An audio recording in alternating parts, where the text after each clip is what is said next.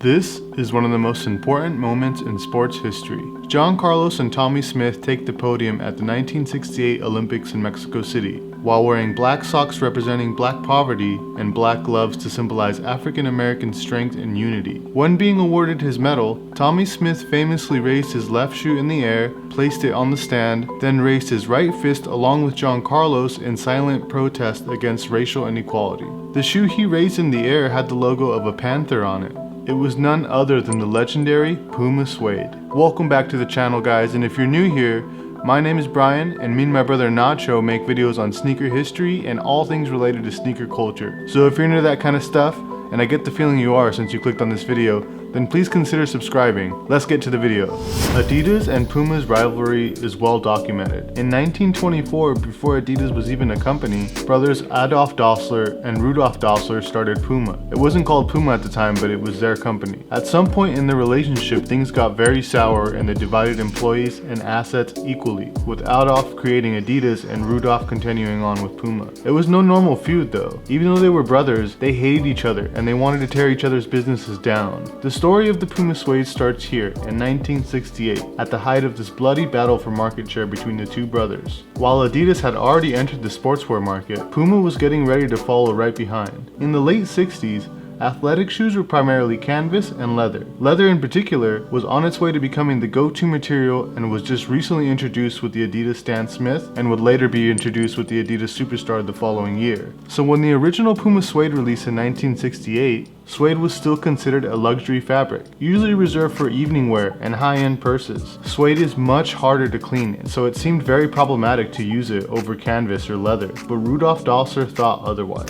Thanks to this bold move, upon its release, the Puma Suede was already a one-of-a-kind sneaker. The suede broke new ground for Puma and the sneaker industry as a whole. With a thick rubber sole and a soft but resilient suede upper, the Puma Suede was designed to be softer, stronger, and more street-ready than any other shoe on the market at the time. Anybody who's ever worn a pair of Puma Suedes will tell you that it's not necessarily their first choice when it comes to sports. So in that sense, the shoe kind of failed as a performance sneaker. But it wouldn't be long before the Puma Suedes dominated the lifestyle market, and only the hip and influential people wore them. The Puma Suede's legacy would be immortalized the same year that it came out. Crazy, right? But it's true. During the 1968 Olympic Games in Mexico City, Tommy Smith broke the 200-meter world record in a pair of Puma spikes. But it was at the medal ceremony where Tommy Smith and the Puma Suedes really made history. As Smith and fellow American John Carlos ascended the podium to receive their medals, they first removed their black Puma Suedes and set them down on the award podium.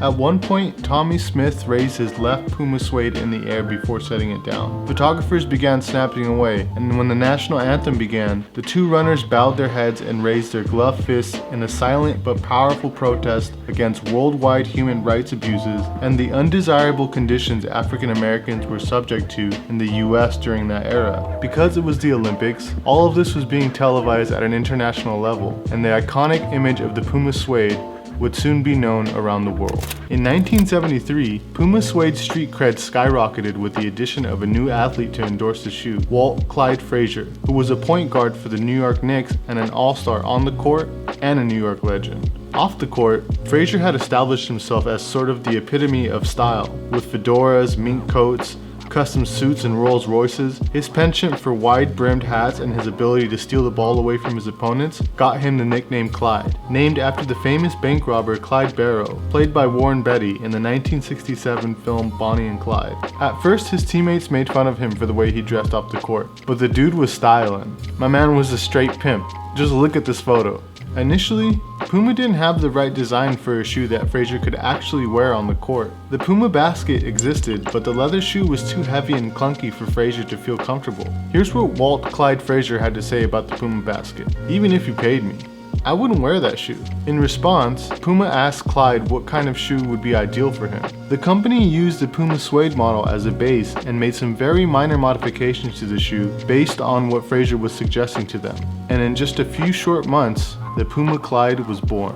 Many people say that Walt Frazier was the first basketball player to be gifted a signature shoe, but in fact, he was the second. The first basketball player to have a signature shoe was Chuck Taylor, way back in 1922, when he helped Converse redesign the All-Star. If you want to learn more about the history of the Converse All-Star, You should check out our recent video on it. I'll place a link up here or up here so you guys can check it out.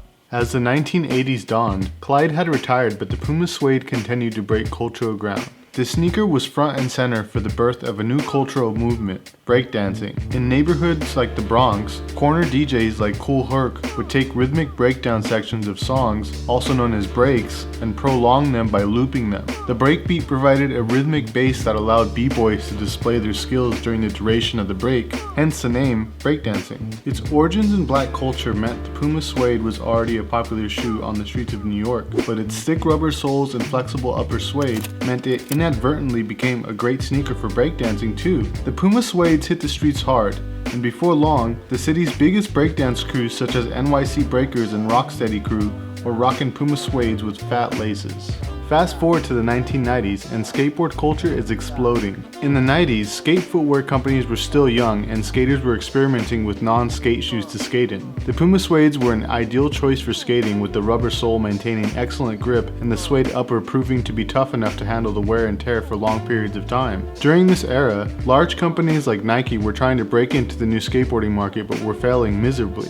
Allegedly, Puma tried their hand in skateboarding too, but they weren't fully committed. Apparently, samples were made of the Puma Suede with a vulcanized sole for skaters, but it never really went any further than that. Today, Puma continues to celebrate the role of the Puma Suede in society. The silhouette was there when the foundation of hip-hop was being laid, and the sneaker is still penetrating hip-hop culture to this day. For example, in 2015, Rihanna decided to enter the fashion world and partnered with Puma out of all companies. Rihanna and Puma reimagined the Puma Suede and released the Fenty and Puma Creeper, a platform version of the Puma Suede. Big Sean has also put his own spin on the shoe, along with The Weeknd, who created a high-top version of the shoe which gives it a more high-fashion feel.